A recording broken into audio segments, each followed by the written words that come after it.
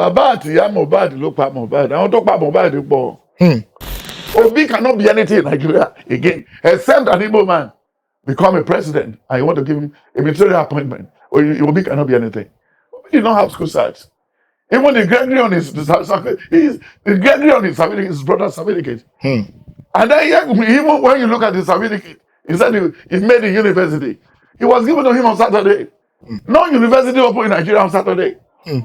Then he was going to courses everywhere. When he was a governor, he was before the shrine. He knelt before the shrine before Ojukwu gave him the portfolio. And there's nothing you can point to in Anambra that he did till today. Where is he coming? What do you want to come to do? It's not he has no pedigree or brain to even to govern a state. Baba Obi gangan ni àwọn èèyàn rí bí pé òun ni Messiah torí. Obi cannot do anything. It's only you that see Obi as Messiah. Obi is not a politician. Obi is not a politician. Abga is just a Abga that made him to be governor. It's a different party. They don't give that to Ojukwu. It's Ojukwu's estate. They give it to Ojukwu. Ẹnjọ́ mẹ́ta àti ẹ̀rí Peter Obi náà tó ń serve tó wà láàrin àwọn àlùmájìrí tó ń ṣe dáadáa. Well, fúnra pàpà àlùmájìrí ni. You want me to go and start àlùmájìrí? When you don't be mo tiẹ̀ tí ò ráyè tọ̀. Is that how they are going? Ṣé wọ́n ṣe fẹ́ wọn leadership nìyẹn? Ṣé wọ́n ṣe fẹ́ wọn ẹni tó láàánú nìyẹn? Tó kó gbogbo owó Anambra tó lọ fi kọ́ supermarket s'Abuja. Ṣé bẹ́ẹ̀ gbọ́n ẹ̀? And the other one, Ekwere Madu. Ṣé gbogbo náà bákan náà ni? Then they are just there. Look at the one in Imo State. He was once an armed robber. He has robbed Lazarus bus before. Is there a crime for you not to have a good Igbo man? What are you talking about? We have all their secrets. And when you look at the other one that said he wanted to be training all students all over the whole world, that left Imo State before, what's the name of the Okorocha. Look at what happened to everything. They have a lot of dirty things in there. Then for Tamboa need to be. It should be hard. Even what the governor of Kogi did is worse than the Tamboa one is worse than his own, and it's very rude, very rude, very stupid a man. Who is Tamboa? They just tested. It's Obasanjo that tested their skill, and they all failed. The Obasanjo tested even Erufai. It was Obasanjo that made us to know Erufai. Erufai was nobody. And look at them today. We're just using federal government. Now that they cannot put hand into the pocket of the federal government. They are just shouting. They should look for that job to do now. The money they stole, let them go and work on it. Let them go and use it for themselves. So that's the problem. Thank you, sir. Ẹ ṣeun gan, sir. Baba, lẹ́yìn ọjọ́ mẹ́ta yìí náà, a rí bàbá wa. Ọjọ́ mẹ́ta tó ti pé ti pọ̀. Ẹ má bínú bàbá. Torí gbogbo nǹkan yẹn ó tẹ̀léra wọn ni. A rí bàbá wa Adébóyè. Bàbá jáde. Kì í ṣe bàbá mi o. My father is upstairs here. Bàbá mi is a Tibetan professor. Adébóyè kì í ṣe bàbá mi. A rí Pastor E.A. Adébóyè. Èwo ni bàbá wa? Ìyá agbóyún ẹ lọ́ba ni. Lé má sọ̀rọ̀ ẹ jàre. A rí wọn tí bàbá jáde tí wọ́n sọ̀rọ̀ wọ́n ní ọjọ́ ìsinmi tí àwọn bá délé táwọn jẹ yán favourite food àwọn táwọn nífẹ̀ẹ́ sí táwọn jẹ ọjọ́ yẹn làwọn máa dágbére ní pé àwọn nílò iná ọmọ ọjọ́ nínú àwọn ọmọ àwọn tó máa fún àwọn ní 1 billion each àwọn 100. Bàbá nǹkan tí bàbá yìí sọ kò yé wa ni mo ṣe ní pé bàbá kí lẹ rí sí ọ̀rọ̀ yìí ní pé ìwọ ló parọ́ pẹ́ tó ti ṣe fídíò yẹn wọ́n kàn tún lọ jù padà nínú láti shoot ẹsẹ̀ ó pẹ́ tó ti ṣe kì í ṣe pé ó ṣẹ̀ ṣe wọ́n lọ yọ jáde ni wọ́n lọ yọ jáde kì í ṣe pé ó ṣẹ̀ sọ. Then when you look at it bèrè lọ́wọ́ kí ló ń ṣe fẹ́ fi 1 billion ṣe ní èjì yẹn. I like to tell you Nigerians leaders and everybody are using a fake life. Fake what? Fake life. When you check the Bible very well, Matthew 6 verse 5. Then 2 Corinthians 11, 13 to 15. Luke 20, 46 to 48. Then Matthew 15, 7 to 9. Then Jeremiah 9 verse 4. Then Romans 16, 17 to 18. Then you can check Matthew 7, 15 to 16. Then Matthew 24, 24. 2 Peter 2, 1 to 3. ẹ máa kíyèsí àwọn èké wòlíì tí ó ń tọ̀ yín wá. Èké general overseer, èké Adébóyè, èké àwọn oníjìbìtì. Iṣẹ́ Ọlọ́run ò sí. Scammer ní gbogbo àwọn pípù yìí. Ẹrí gbàdá Adébóyè bẹ̀rẹ̀ ó rọ Ọlọ́run ìlú dáa. Ó ráyè jalè yẹn ó tó dáadáa ní. Ó mọ nǹkan tó ń ṣe. Àwọn Ọ̀ṣínbàjò iye tó ń jẹ iye ibẹ̀ náà sàn dá mẹ́wàá sí. Ọ̀ṣínbàjò was deputy, ó tún ṣe pastor. Wọ́n tún sanwó tí church yẹn. Ó gbọ́ foundation kan tó Ọ̀ṣínbàjò dálẹ̀ náà. Ebi Tinubu yìí ló ràn lọ́wọ́. Ọ̀ṣínbàjò tún ṣùtù Tinubu lẹ́sẹ̀. Ó tún delegate Tinubu nígbà tó l'Àbújá. Torí àwọn Fúlàní ẹ ti gbé wọn gbórí ẹ̀ sókè ó lè ṣe president. Kí ló fẹ́ wá ń bẹ̀? Ó ti gbàgbé nǹkan tó fojú Gani Fáwẹ̀hìnmí rí. Adébóyè gbogbo àwọn tó wà ní government àwọn ọba ó ti pín àwọn èèyàn síbi káàkiri. Ṣùgbọ́n pé òun ló raise àwọn olè Nàìjíríà. Gbogbo àwọn olè ńlá tó lóye tó ní problem Nàìjíríà Adébóyè lórí ètò gbogbo. Nígbà tó tẹ̀lé ṣe mathematics ó wà University of Lagos. Òun yìí náà ló ṣe mathematics rẹ̀kẹ̀tì òun àti Chike Obi. Ọmọ àtúgbà ta máàsì tó líìkì máàsì ò líìkì torí àwọn náà ló ń bá. So at the end of the day kò lè tán lára ẹ̀. Then ó dẹ̀ sọ ní Jeremiah 17 from verse 1 to 10. Ó ní ègbé ní fẹ́ni tó fi àrékèrèkè kó ọ̀rọ̀ jọ. Ṣé bí ó yẹ ká Adébóyè mọ̀ pé ẹsẹ̀ mẹ́fà ni? Ojú ẹ̀ náà sí àdúrà. Ojú Adébóyè náà sí Buhari. Ojú Adébóyè náà sí kí lorúkọ president tó burú Abacha. Ojú ẹ̀ náà ni. So automatically ojú ẹ̀ ní gbogbo àwọn èèyàn ńlá làwọn yìí lọ. Àwọn number 1, number 4, number 5 lára àwọn pastor ẹ̀ náà ti kú tó tẹ̀lé wọn débẹ̀. Lẹ́nu gbogbo ẹ̀ náà lórí. Ọ̀tọ̀ Adébóyè ò kọ́gbọ́n. Owó yẹn tó fẹ́ filẹ̀ de àwọn ọmọ tó ń bọ̀ lẹ́yìn ni àbí tó ń bá lè kúrò ń redeem wọ́n àrówó náà. Nígbà tó lẹ́kọ̀ọ́ ti retire. So automatically pàtó pé tó ń pè lẹ́kọ̀ọ́ pé bàbá ẹ̀ nínú Olúwa máa gbà. Ó dàbí ọmọ olè míì lè fi jọ ọjọ́ kí bá tẹ̀ bá wọn sọ̀rọ̀. So bí ọ̀rọ̀ ṣe é nù. Ṣùgbọ́n apanijẹ ìkòkò ni wọ́n ní. Èso wọn lí ẹ̀yin ò fi mọ̀ wọ́n. Yes. Ènìyàn á máa ká èso àjàrà lórí ẹ̀gún ọ̀gbọ̀n tàbí èso ọ̀pọ̀tọ́ lára ẹ̀wọ̀n. Gẹ́gẹ́ bẹ́ẹ̀ gbogbo igi rere ní so èso rere, ṣùgbọ́n igi búburú ní so èso búburú. Igi rere kò lè so èso búburú, bẹ́ẹ̀ ni igi búburú kò lè so. Ó ti parí sà. So ìmọ̀ tó ń sọ yẹn, ó ti sọ tẹ́lẹ̀. Ó ti sọ about 10 years ago. Ó ti sọ gbà tí máa ń ṣe commissioner for justice ní Èkó. Wọ́n tó mú lọ sí federal tó lọ yẹn.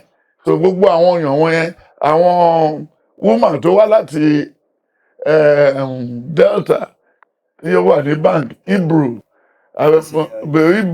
time Akínbọ́lá time gbogbo àwọn yìí Erastus ìgbà yẹn ló ti sọ̀rọ̀ wọn yẹn.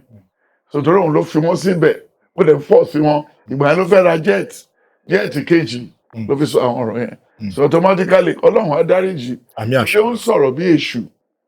Ó ń sọ̀rọ̀ bí èṣù. Ó ní ká má ṣe fẹ́ wọn ayé torí ayé kọjá lọ. Ó dẹ̀ tún sọ fún wa ní Genesis ní Psalm 49 verse 1 to 10. Ó ní wọn yóò tẹ́ wa sí ibojì bí àgùntàn tó kú. Ó ní ikú yóò ṣe kí ni yóò jẹun lára wa. So that's it. Ẹ ṣeun gan bàbá pẹ̀lú gbogbo àwọn ọ̀rọ̀ tí ẹ ti bá wa sọ ẹnijọ́ mẹ́ta yìí àwọn èèyàn wọn fi àtẹ̀jíṣẹ́ wọn fi ránṣẹ́ sí wọn pé a ní bàbá kan bàbá yẹn ló máa ń sọ̀rọ̀ tó yẹ pé wọn ò ní sí ọ̀rọ̀ tí wọ́n sọ tó bá ṣe sọ náà bẹ́ẹ̀ ló ṣe máa rí bàbá òun la fẹ́ fi béèrè wọ́n wá ní ká béèrè lọ́wọ́ bàbá ń pé bàbá ọmọ kan ló ń kọrin ọmọ yẹn ṣaláìsí ó ti ń lọ pé ọdún méjì títí di wákàtí ọ̀wẹ́ wọn ò tí ì rí nǹkan tó pa ọmọ náà gbogbo ẹ̀ ó ń lọ di wákàtí ọ̀wẹ́ wọ́n wá ń béèrè ní pé bàbá ẹ jẹ́ ká béèrè lọ́wọ́ bàbá ń pé ṣé a sì lè rí kúlẹ̀kúlẹ̀ bí ọmọ yìí ṣe kú àwọn wo ló pa ọmọ yìí òun ni ọ̀rọ̀ Mohbad ẹnijọ́ mẹ́ta yìí lẹ́yìn ìgbà tí ọmọ yìí kú kàkà tó yẹ kí ògo ọmọ yìí kó wọlẹ̀ níṣe ni ògo náà tún ti lórúkọ ẹ̀ tún gbòòrò kí ti tọ́dẹ̀ ń wò pé a gbọ́dọ̀ mọ délẹ̀ kúlẹ̀kúlẹ̀ ikú ọmọ yìí ṣùgbọ́n títí di wákàtí ọ̀wẹ́ láti bí ọdún méjì tí wọ́n ti ń kú wọn ò tí ì rí ibi tí láti fi ọ̀rọ̀ náà tì sí ni mo ṣe ń bèèrè lọ́wọ́ yín pé bàbá ǹjẹ́ ṣé kí àwọn ọmọ Nàìjíríà kọ́ ṣì máa retí ẹni tó pa Mohbad àbí bí ọ̀rọ̀ ẹ ṣe máa lọ nìyẹn sà. Ọ̀rọ̀ yẹn ò lè lọ bẹ́ẹ̀. Bàbá àti ìyá Mohbad ló pa Mohbad àwọn tó pa Mohbad pọ̀ bàbá àti ìyá ẹ̀ tí ò fún ní normal training and normal cover àwọn ló ṣílẹ̀kùnlẹ̀ fún Mohbad kí éèjì Mohbad ó yẹ kó ṣì wà ní school ni bẹ́ẹ̀ni ó lè máa kọrin ní school ìbéèyàn ní Davido bẹ́ẹ̀ni ẹ̀ńgbà tó lọ school Davido graduate bẹ́ẹ̀ni sir music yẹn náà ló ṣe bẹ́ẹ̀ni ó dẹ̀ ti di ńlá so àwọn bàbá ẹ̀dẹ̀ ṣì wà lẹ́yìn ẹ̀dọ̀lá ẹni ó mú orí èèyàn wú Davido lè lólè àwọn tó bí lè lólè wọ́n lè jẹ́ pàǹdùkú wọ́n lè jẹ́ pọ̀t a ní láti dá wọn lẹ́jọ́ kí wọ́n máa ṣe tiwọn lọ owó state pápá wọn ti dá wọn tiwọn wọn kàn ń ná bó ṣe wù wọn ni ó dìgbà tó ń bá lọ mọ̀ pé tó máa fẹ́ kúrò ń sìn wọn lọ́jọ́ ní APC sódà kí wọ́n lè kàn fọwọ́ lé tù. bàbá yìí ti sọ bẹ́ẹ̀ nígbà kan.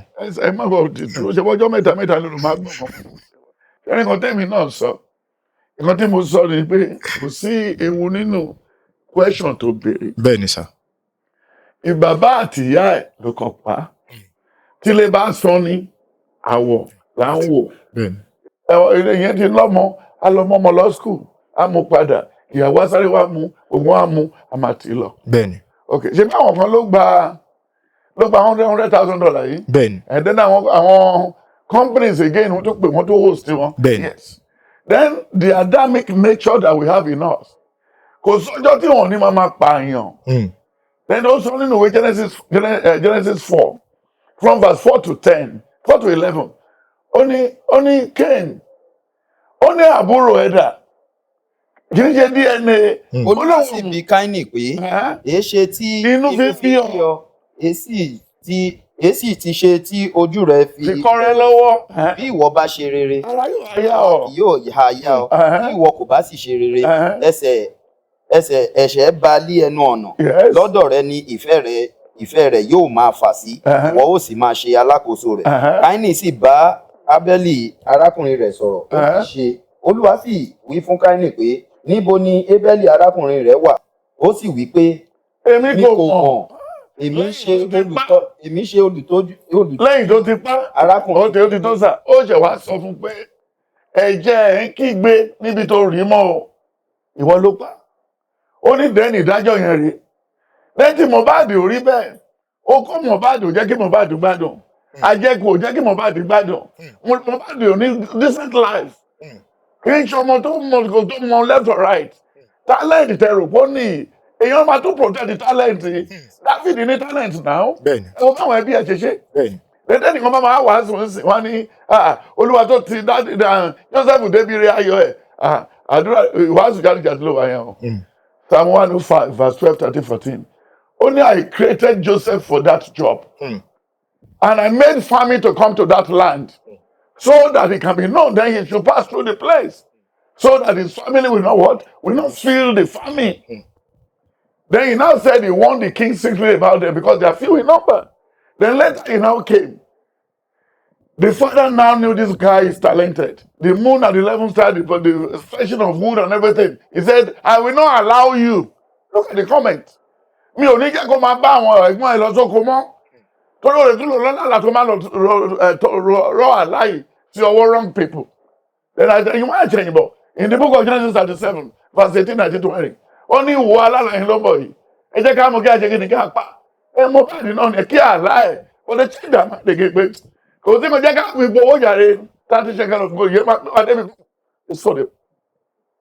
Ẹ wọ̀rọ̀ tó sọ́mọ̀ ẹ̀ náà ní Genesis 45 Genesis 41 verse 18 ó ní ẹ ṣe èyí kí ẹ ṣe là nítorí pé èmi ń bẹ̀rù Ọlọ́run then nínú pé Genesis 45 ó ní èmi ni Joseph ti ẹ̀ta sóko ẹrú ó ní ṣé bàbá mi ṣì wà ń bẹ ó ní Olúwa ló mú mi ṣáájú yín láti kíni láti gbà mí là ẹ̀ẹ̀kan tó sọ̀rọ̀ yẹn wọ Genesis 40 verse 10 ó ní ẹ̀ṣẹ̀ tí mo wà ní túbú yóò lè mi kọ́ ni mo ṣe ó ní mo ṣe dé ìlú ìpapọ̀ ní kò yé that was when he was beaten and all the people around him in the cell they got freedom so ìyẹn ló wá bí inú so automatically tí mo bá tó béèrè bí àmọ́ judgement lé ní èèyàn ló padà léegi wá àwọn nǹkan tó wà ní pending pọ̀ ìgbà tí wọ́n kàn takú lórí ti Mohbad mo mọ̀ pé bí a fẹ́ commit suicide fúnra ẹ̀ o fẹ́ kú lórí Mohbad ni èèyàn ló padà léegi wá èèyàn ló pàtà iṣó láàrin Social Williams Chief Judge of the Federation ṣé Mohbad tó mọ Bọ́lá Ìgè tó wà láàrin Ọbásanjọ́ àtàtìkù kí la ṣe sí ebi Àwùjalẹ̀ wọ̀nù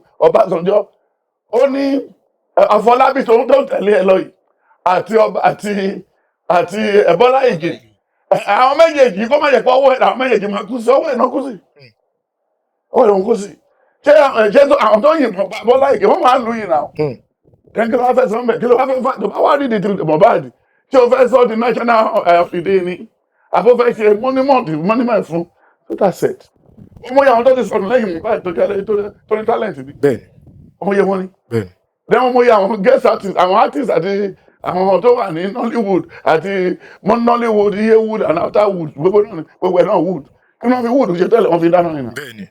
So when you look at what you are asking you are straight ọmọdé nìyẹn nígbà tí wọ́n máa fi pa bọ́ọ̀lù àdélégí wá wọ́n ní ṣe ká change ìbò envelope ẹ̀ wọ́n dẹ̀ envelope mi wọ́n dẹ̀ gbé lọ fún àkìlù àti àwọn àtọ́gùn àti everything wọ́n yà yẹ́ ẹ̀ ó dẹ̀ lọ́n tiẹ̀ nígbà tí wọ́n máa fi ní bọ̀dá mi sick yẹn Gani Fáwẹ́mi wọ́n ló ní àìsàn kan ló ní ọ̀tọ̀ lẹ́yìn pẹ̀lú máa pa Abíọ́lá ńkọ́ lẹ́yìn pẹ̀lú máa lọ ṣe tẹ́sì postmortem ọba Abíọ́lá ní Canada ẹran màálù ló gé àwọn ọ̀rẹ́ fàlọ́mọ tẹ̀mí Yorùbá ni wọ́n ẹran màálù ló gé kidney màálù àti liver màálù ló gé sínú ẹ̀kúlà mélòó la fẹ́ find out me so kí ló fà fẹ́ ṣe talent that's how we waste them then nígbà tí Babangida máa pa gbogbo àwọn young boys yẹn ní Èjìgbò ṣé o ti find out ní alùpùpù ṣe wálẹ̀ ní kí ló sọ sí báwo ni tẹ̀lé fẹ́ jẹ́ kí ló fẹ́ sọ ọmọ yẹn Ìgbò tó kú síbẹ̀ ni ọmọ yẹn Yorùbá tó kú síbẹ̀ ni nítorí pé wọ́n fẹ́ kọ́ di ìkan lọ́jọ́ iwájú kí la fẹ́ ṣe sí ìgbà Babangida náà lójó kó tó ṣe àmì tó mọ̀ bí ọ̀bọ ó dàbí ni pé tó ti yọ sẹ́ńsọ̀ ẹ̀ kúrò lára ẹ̀ bó ṣe rí ní ìgbẹ̀yìn lójú so kí la fẹ́ ṣe sí. So tó bá fẹ́ máa tẹ̀lé ọ̀rọ̀ Mohbad kiri bọ̀ ìbàdàn kó fèsì Canada tó fẹ́ lọ tó bá dẹ̀ kó tó dọ̀hùn tó bá dẹ̀ dé wọ́n máa bá Mohbad káàkiri ibi ṣé ó ti tó. ẹ ṣeun gan bàbá a rí pé à ń múra 30 years anniversary ẹ dẹ̀ sọ kankan nínú àwọn nǹkan tí ẹ bá wa sọ ẹ fi yé wa ní pé ẹ máa bọ́ 8,000 people fún odidi ọ̀sẹ̀ kan ṣùgbọ́n bí ẹ ṣe wá sọ pé ẹ ṣe fẹ́ ṣe ìnáwó náà tẹ́ ṣe fẹ́ bọ́ àwọn ènìyàn ẹni ọmọ máa fi mọ́tò wọ́n lọ fi máa já oúnjẹ ẹ̀ lẹ̀ sí ẹnu ọ̀nà àwọn èèyàn ní pé kò ń ṣe èyí tí Oríyọmí Hamzat tí wọ́n ṣe tí wọ́n ní kí èèyàn máa bọ̀ tí àwọn ọmọ ọlọ́mọ tí wọ́n fi ṣaláìsí. Bàbá nǹkan tí mo fẹ́ béèrè ni pé 8,000 people tá fẹ́ bọ̀ yìí bàbá báwo lẹ ṣe fẹ́ ṣe tó yẹ pé nǹkan yìí á fi jùlẹ̀ torí nígbà tá a wo gbogbo àyíká a rí pé èèyàn tó wá bíbà yìí níbi 20 years ago tó bá dé bíbà á ṣìnà bàbá báwo ni ẹ ṣe ń ṣe é. Thank you very much. Mi ò ní yọ ẹ́ lẹ́nu torí wọ́n ló fẹ́ yọ mí lẹ́nu. What really happened?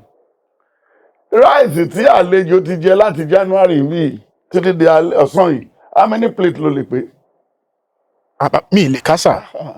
So iye òun ṣe bàbàrà tábà tí kò màlúù mẹ́jọ débí yìí sí náà ti gé látàárọ̀ tó ń gbà lóye àwọn èèyàn á máa jẹ wọn á máa lọ sọ́dọ̀ àdúgbò wọn yẹn lẹ́yìn wọn jẹun lẹ́nu ìbá tí mo lè ṣe ni kí lórí inú ọgbà yìí tó jọ bẹ́ẹ̀ tó lọ lóyìnbó mọ́tò wo ló rèdí ṣérú àwọn ilé àbí àwọn mọ́tò tí mo gbé síbẹ̀ wọ̀nyí wọn ayé òjò mi lójú so they only go and feed my people when you look at the book of John 6 from verse 6 to 11 ó ní nígbà tí wọ́n gbọ́ ìwàásù fún odidi ọjọ́ mẹ́ta ó ní ojú wọn kọ́rẹ́ lọ́wọ́ torí ebi ń pa wọ́n then Jésù wá sọ fún Fílípì pé Fílípì àwọn pípò yìí ebi ti ń pa wọ́n kí la lè ṣe fún wọn báwọn ṣe fẹ́ rìn ó dẹ̀ sọ fún wọn pé ó ní má wọ́ọ̀rì jẹ́ ká rìlíìsì wọn kán lọ jẹun ta ṣùgbọ́n Olúwa wá dá Fílípì lóhùn ó ní Olúwa ti mọ ohun tí yóò ṣe. Jésù sì wí pé ẹ mú kí àwọn ènìyàn náà kí wọ́n jókòó sílẹ̀. Yes. Koríko púpọ̀ sì wà níbẹ̀ bẹ́ẹ̀ ni àwọn ọkùnrin náà jókòó ìwọ̀n 15 ènìyàn ní iye.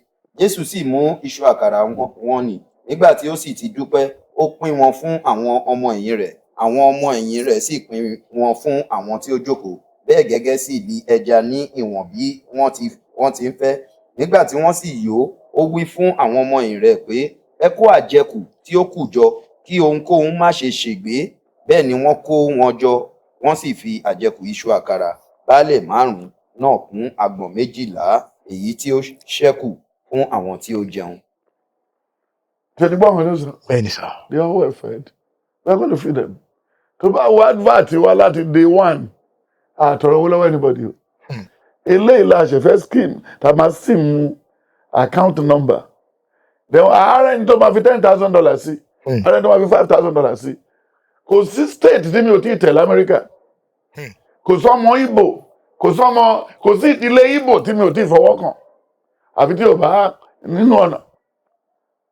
Ó ní ẹnikẹ́ni nínú yín tí ó bá ti fi aya àtọmọ àti lélẹ̀ nítorí iṣẹ́ mi, ohunkóhun tó bá fẹ́ ṣe òun á dúró tì í. Because ó sọ nínú ìwé John 15:1-5. Ó ní ẹ̀ka kẹ́ka tí ò bá so èso a ó gé dànù, bọ́dà á so èso.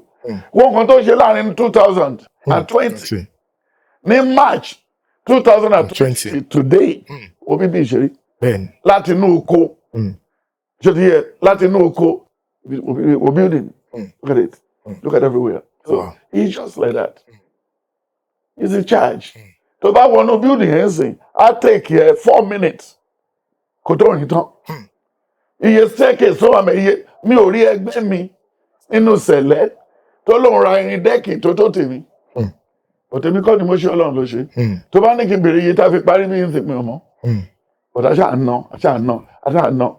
pàtó yá àwọn bank manager wá síbí náà owó tí mo ti tọ́jú láti 2015 1995 1996 1997 I was a card dealer for 10 years mi ò ṣàgbèrè mi ò mú gbó mi ò mú sìgá mi ò lọ pàtí mi ò wá gbádá even mo ti ra pátá don't was out is a waste of money.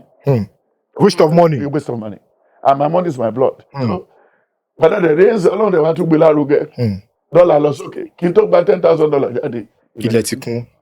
Mi ò fún yàn o mi ò lè fún ọ̀lẹ lówó mi o mi ò wáyé ẹ torí tèmi bọ̀ tọ́lọ́run bá ní kí n fún Ọlọ́run ló máa darí àfíà yẹn. When you look at the book of 1 Samuel 30 only shall I pursue them or I should leave them into the hand of the captive. Only no, pursue them because you're going to overtake them. So that's it. We're going to do that. Wow. And we'll go to Cotonou and get those rice and everything with the invitation. We bring it down. Wow. And we pay them in Cotonou. And we're going to cook and give everybody. There's no rush. Even this year, we don't need any guest as artists. We don't have any money to waste. We want to feed people. And we don't. Hello, no. La fẹ́ pala ní church tí wọ́n bá ń jó. Àyọ̀pẹ́ ẹ̀fọ́ tó Jésù. Jésù tá a mọ̀. Jésù tí ò ní gẹ̀ tí Jésù táwọn tó àti fíìmù tá a gbé kiri Nàìjíríà. Ìyẹn Jésù tí. Àwọn Igbo print lóṣòdì. So when you look at all those ones, àti ká máa ṣe bàlàbàlà mi ò rí sí wọn. Ẹ ṣeun gan bàbá. Bàbá a rí pé ìkórè ó ti ń súnmọ́ àwọn míì gan ti àwọn chọ́ọ̀chì míì gan ti bẹ̀rẹ̀ ìkórè. Bàbá ṣùgbọ́n ìmọ̀ràn lẹ fẹ́ fún àwọn Celestial tí wọ́n ń bá wọn lọ tán lọ káàkiri torí gẹ́gẹ́ bí mo ṣe mọ̀ yín mo rí pé ó dà pé ẹ nífẹ̀ẹ́ sí irú àwọn ìrìn kankan bẹ́ẹ̀ pé ká máa tójú bọ chọ́ọ̀chì káàkiri lọ bá wọn jẹun káàkiri ẹ máa ń condemn ẹ̀ gẹ́gẹ́ bí èmi ṣe mọ̀ yín. Bàbá kí lẹ ìmọ̀ràn lẹ fẹ́ fún àwọn Celestial tí wọ́n ń ṣerú ẹ̀. When you look at Proverbs 18 verse 16 only your talent will make way for you. Ẹ̀bùn ẹ tó ṣe kí ni á pèsè ìmọ̀ tó pọ̀ fún ẹ. Àwa náà máa kórè. And when you look at Isaiah 40 from verse 1-5 ó ní dájúdájú koríko ní ènìyàn. Àbíkẹ́ ló sọ yìí dájúdájú koríko ní ènìyàn. Nígbà tó bá ti gbin àgbàdo 1 acre then after some 4-5 months wá lọ wò bí a ti yí mọ lẹ́yìn tó ti roko sí. But àwọn ọ̀lẹ àwọn olè ìmú ìkórè tá ń ṣe yẹn bí ìkórè ọmọdé ló yẹ ká ṣe é. Kákan ṣe general ìkórè but àwọn ọ̀lẹ olùṣọ́ àgùntàn wọ́n fi àwọn èèyàn rọ wọ́n fi cover up. Àbí kò yẹ ń sìn wọ́n invite àwọn èèyàn nígbà tó jèrè ọkàn tó wá ń jèrè ọkàn fún ráìsì nìkan. It's a pathetic story. Ìkórè wa dùn kí ló dùn bẹ́ẹ̀ ẹ tó ní ìkórè dùn yẹn ò dá sísì. That is the problem. Mi ò nífẹ̀ẹ́ sí ìkórè o èmi náà máa kórè ojoojúmọ́ ni mo dẹ̀ retí ikú ojoojúmọ́ náà láàrin ìmọ̀ súnmọ́ pósí o ojoojúmọ́ là ń súnmọ́ pósí we are moving towards the casket every day and one day we drop in there.